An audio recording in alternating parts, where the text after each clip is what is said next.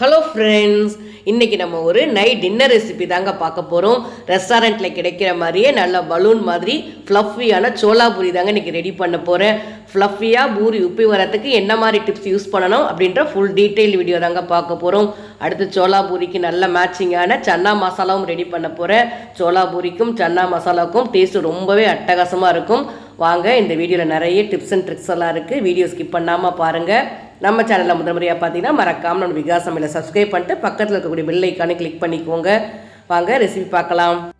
முதல்ல நம்ம சோளா பூரி செய்கிறதுக்கு மாவு பிசைஞ்சு வச்சிடலாங்க. இது மைதா மாவு தான் எடுத்திருக்கேன். இது நாகாஸ் மைதா மாவு. மெஷரிங் கப் வந்து 200 கிராம் அளவுக்கு வரும். மாவு நல்லா அழுத்தி தாங்க எடுத்திருக்கேன். 2 கப் எடுத்திருக்கும் போது 400 கிராம் அளவுக்கு மைதா மாவு எடுத்திருக்கிறேன்.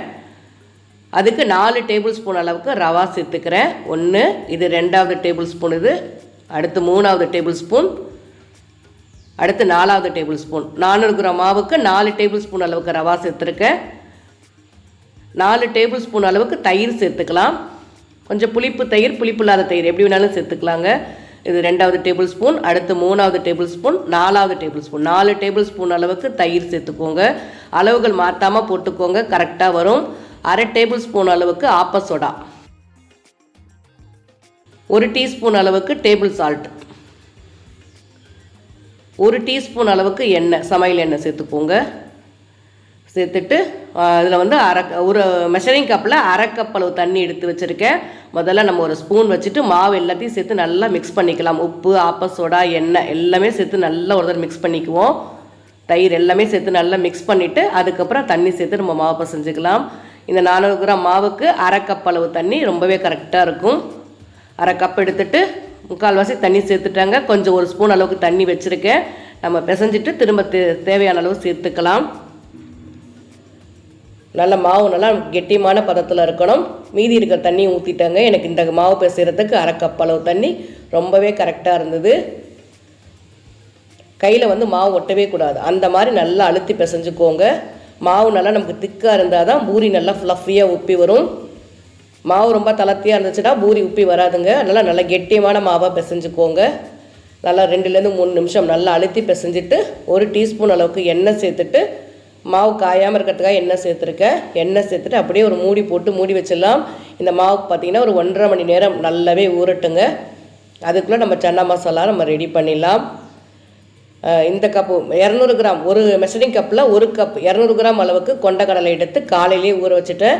கிட்டத்தட்ட ஒரு 8 மணி நேரம் நல்லாவே ஊறிடுச்சுங்க.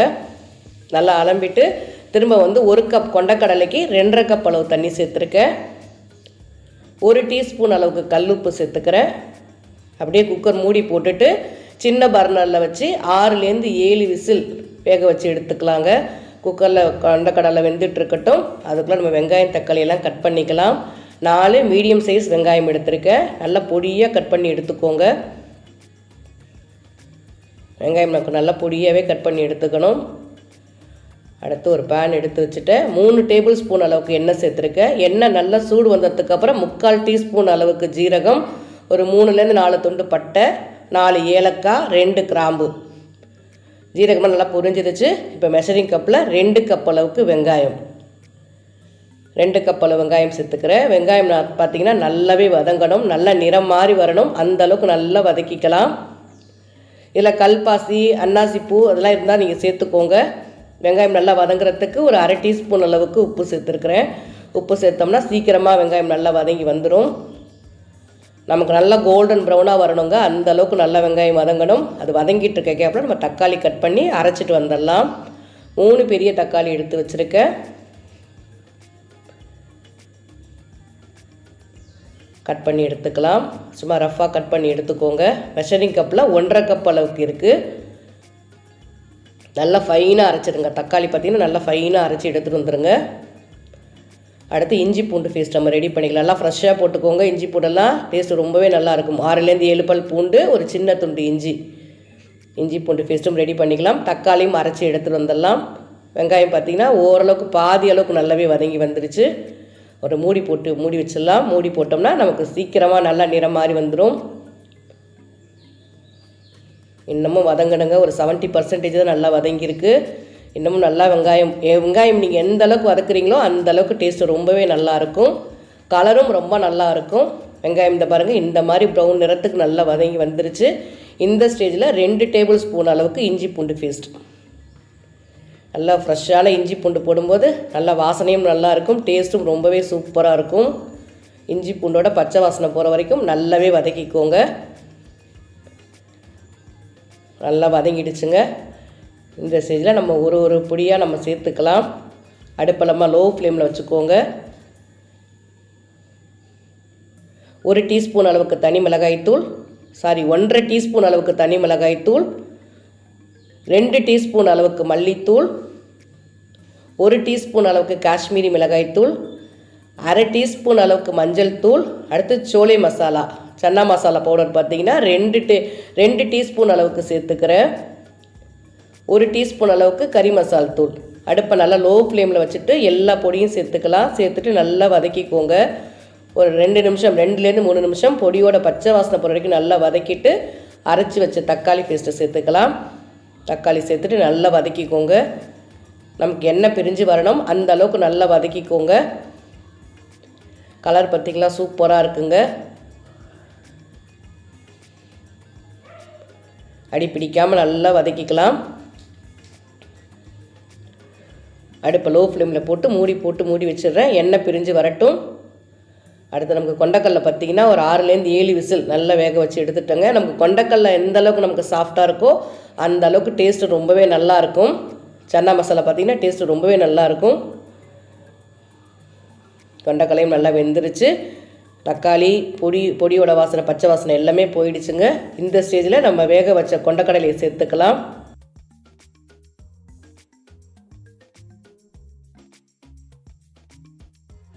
தண்ணி ஏற்கனவே 2.5 கப் அளவு தண்ணி சேர்த்துருக்கோம். அதே தண்ணியோடையே சேர்த்துக்கோங்க. தண்ணியை வடிச்சிட்டிங்கன்னா நமக்கு டேஸ்ட்டு கொடுக்காதுங்க, சன்னா மசாலா டேஸ்ட்டு கொடுக்காது. தண்ணியோடையே சேர்த்துக்கோங்க. இல்லை ட்ரையாக இருக்க மாதிரி இருக்கும். கொண்டக்கடலை பார்த்திங்கன்னா ட்ரையாக இருக்க மாதிரி இருக்கும். வேக வச்ச தண்ணியோடையே சேர்த்துக்கோங்க. அப்போ தான் டேஸ்ட்டு ரொம்ப நல்லாயிருக்கும். ஒரு 3/4 டேபிள் ஸ்பூன் அளவுக்கு கல்லுப்பு சேர்த்துக்கிறேன். கல்லுப்பு சேர்த்துட்டு நல்லா மிக்ஸ் பண்ணிவிட்டு ஒரு 5லேருந்து 7 நிமிஷம் நல்லாவே கொதிக்கட்டுங்க. அடுப்பு நல்லா ஹை ஃப்ளேமில் வச்சு ஒரு 7 நிமிஷம் நல்லா கொதிக்கட்டும். அதுக்குள்ளே நம்ம ஒரு தாளிப்பு கொடுத்துடலாம். ஒரு 3/4 டேபிள் ஸ்பூன் அளவுக்கு நெய் சேர்த்துருக்கேன். ஒரு சின்ன துண்டு இஞ்சி நீல வாக்கில் கட் பண்ணிவிட்டு ஒரு 1/2 டீஸ்பூன் அளவுக்கு இஞ்சி சேர்த்துருக்கேன். ஒரே ஒரு பச்சை மிளகா நீல வாக்கில் கட் பண்ணிவிட்டு அதையும் சேர்த்துருக்கேங்க. இந்த மாதிரி நல்லா கொதித்து எண்ணெய் பிரிஞ்சு ரெடி ஆகிடுச்சு. நல்லா கம்மன்னு அட்டகாசமாக இருக்குங்க. வாசனை சூப்பராக இருக்கும் ஃப்ரெண்ட்ஸ். இன்னும் நம்ம நெய்யில் தாளிப்பு கொடுத்தீங்கன்னா இன்னமும் வாசனை சூப்பராக இருக்கும்.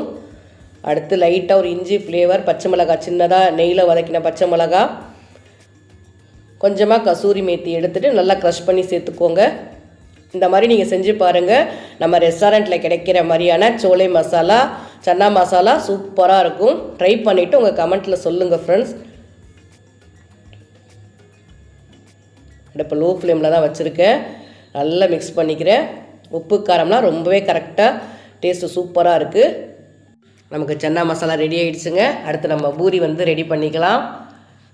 மாவு பாருங்கள் நல்லா ஊறி நல்லா சாஃப்ட் ஆகிடுச்சு. நம்ம பிசையும் போது எந்த அளவுக்கு திக்காக இருந்தது இப்போ நல்லா சாஃப்ட் ஆகிடுச்சு பாருங்கள். திரும்ப நல்லா அழுத்தி பிசைஞ்சுக்கோங்க. ஒரு 4லேருந்து 5 நிமிஷம் நல்லாவே கல்லில் நம்ம பரோட்டா மாவு பிசைவோம் பார்த்திங்களா, அந்த மாதிரி ஒரு 4லேருந்து 5 நிமிஷம் அழுத்தி பிசைஞ்சுக்கோங்க. எந்த அளவுக்கு நம்ம அழுத்தி பிசைகிறோமோ அந்த அளவுக்கு பூரி நல்லா ஃப்ளஃபியாக உப்பி வரும். நம்ம போட்டிருக்க ரவா மைதாவோடு சேர்ந்து நல்லா பிளெண்ட் ஆகணுங்க. அந்த மாதிரி நமக்கு நல்லா அழுத்தி பிசைஞ்சுக்கோங்க. கையில் கொஞ்சம் கூட ஒட்டக்கூடாது. ஒட்டாமல் இருந்துச்சுன்னா நமக்கு நம்மளோட மாவோட பக்குவம் ரொம்பவே கரெக்டாக இருக்குன்னு அர்த்தம். இப்போ நம்ம சின்ன சின்ன உருண்டைகளாக போட்டுக்கலாம். எனக்கு இந்த மாவில் பார்த்திங்கன்னா பெரிய சோளா பூரி பார்த்திங்கன்னா 8லேருந்து 9 பூரி பொரிக்கலாம். இது மாதிரி நான் கொஞ்சம் பெரிய பூரியாக தாங்க போட்டிருக்கேன். நம்ம ரெஸ்டாரண்ட்டில் கிடைக்கும் பார்த்திங்களா, அந்த மாதிரி பெரிய பூரியாக தான் ரெடி பண்ணியிருக்கேன். இந்த மாதிரி எல்லா மாவும் உருண்டைகள் உருட்டி எடுத்து வச்சுக்கிறேன். எண்ணெயும் நல்லா ஹீட் பண்ணியாச்சு. இப்போ நம்ம பூரி போட்டுக்கலாம். இந்த மாதிரி நல்லா ரவுண்ட் ஷேப் உருண்டை பண்ணிவிட்டு நம்ம எப்பொழுதும் பூரி போடுவோம் பார்த்திங்களா, அந்த மாதிரி மைதா மாவே தாங்க தொட்டுக்கிறேன். மைதா மாவு தொட்டே பூரி போட்டுக்கோங்க. ஃபஸ்ட்டு ரவுண்ட் ஷேப் பண்ணிவிடுங்க. பண்ணிவிட்டு அதுக்கப்புறம் போடுங்க. அப்போ தான் நமக்கு ரவுண்ட் ஷேப்பில் அழகாக வரும். ரொம்ப திக்காகவும் இருக்கக்கூடாது, ரொம்ப மெலிசாகவும் இருக்கக்கூடாது. அந்த மாதிரி பூரி தேய்ச்சிக்கோங்க. ட்ரை பண்ணி பாருங்கள் ஃப்ரெண்ட்ஸ், ரொம்பவே ஈஸியாக இருக்கும். நம்ம இந்த மாதிரியெல்லாம் வீட்டில் பூரி சோளா மசாலாலாம் சன்னா மசாலா செஞ்சோன்னா நம்ம ரெஸ்டாரண்ட் பக்கமே போக மாட்டோங்க. அந்த அளவுக்கு டேஸ்டியாக சூப்பராக இருக்கும். ட்ரை பண்ணிவிட்டு உங்கள் கமெண்ட்டை பதிவு பண்ணுங்கள். இந்த மாதிரி நல்லா ஒரு பெரிய சைஸுக்கு கொஞ்சம் மெலிசான பூரியாகவே நான் தேய்ச்சிக்கிறேன். நமக்கு மாவு நல்லா பக்குவமாக இருந்துச்சுன்னா நம்ம அழகாக இழுத்து தேய்க்கலாம். அந்தளவுக்கு நல்லா சாஃப்டாக நல்லா வரும். ஒரு 1.5 மணி நேரம் நல்லாவே ஊறிடுச்சு. இப்போ அடுத்து இப்போ திக்னஸ் பார்த்திங்கன்னா இந்த அளவுக்கு இருக்குது. நல்லா கொஞ்சம் மெலிசாக தாங்க இருக்குது. எண்ணெய் நல்லா ஹீட்டாக வச்சுக்கோங்க. ஹீட் ஆனதுக்கப்புறம் போடுங்க. அப்போ தான் போட்ட உடனே நமக்கு நல்லா ஃப்ளஃபியாக உப்பி வரும். ஊறி போட்டுட்டேன். லைட்டாக அமுத்தி விடுங்க. அவ்வளோதாங்க, வேறு ஒன்றும் செய்ய வேண்டாம். அப்படியே தன்னால் திரும்பிக்கும். ஒரு 2லேருந்து 3 செகண்ட் தான், டக்குன்னு ஃப்ளஃபியாக உப்பி வந்துடும். கொஞ்சம் லைட்டாக கொஞ்சம் மொறுமொறுப்பு தன்மை கிடைக்கிறதுக்காக ஒரு 2 செகண்ட் வச்சுருந்து நம்ம எடுத்துடலாம். அவ்வளோதான், நமக்கு நல்லா மொறுன்னு சோளா பூரி சூப்பராக ரெடி ஆயிடுச்சு. அடுத்து இன்னொரு பூரியும் போட்டு காமிக்கிறேன். லைட்டாக மட்டும் அமுத்தி விடுங்க. இந்த மாதிரி டெக்னிக் யூஸ் பண்ணி பாருங்கள் ஃப்ரெண்ட்ஸ், நமக்கு நல்ல சூப்பரான பூரி வரும். ஆனால் மேலே மட்டும் நம்ம லைட்டாக அந்த சாரணியோட ஓட்டை பட்டுச்சுன்னா பூரி வந்து அமுங்கிடும். அது மாதிரி ஓட்டை மட்டும் போடாமல் பார்த்து போடுங்க. இதில் லைட்டாக இருக்க கம்பியில் ஏதாவது ஓட்டை இருந்துச்சுன்னா, மாவில் அந்த ஓட்டை பட்டுச்சுன்னா நமக்கு பூரி வந்து உப்பி வராது. நல்லா ஜென்டிலாக ப்ரெஸ் பண்ணி விடுங்க. சூப்பராக ஃப்ளஃபியான பூரி அட்டகாசமாக ரெடி ஆயிடும். ரொம்ப ஈஸியாக ஃபாஸ்ட்டாக செஞ்சு முடிச்சிடலாம். மேலே நல்லா மொறுன்னு இருக்குது. வாங்க இப்போ நம்ம சாப்பிட்டு பார்க்கலாம். சனா மசாலாவும் நல்லா சுட சுட சூப்பராக ரெடி ஆகிடுச்சு. வாசனையே அட்டகாசமாக இருக்குங்க. உங்களுக்கு டேஸ்ட்டுக்கு வேணால் லெமன் டேஸ்ட், கொஞ்சம் புளிப்பு டேஸ்ட் வேணும்னா சின்னதாக கொஞ்சம் லெமன் பிழிஞ்சிக்கலாம். பூரி போட்டாச்சு. அடுத்து சன்னா மசாலாவும் எடுத்து வச்சுட்டேன். சாப்பிட்டு பார்க்கலாங்க, எப்படி இருக்குன்னு சாப்பிட்டு பார்க்கலாம்.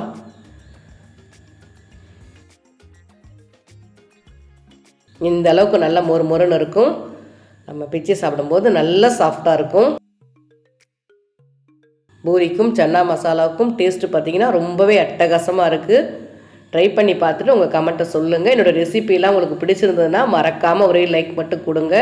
என்னோடய சேனலையும் சப்ஸ்கிரைப் பண்ணிக்கோங்க. ட்ரை பண்ணிட்டு சொல்லுங்கள். தேங்க்யூ.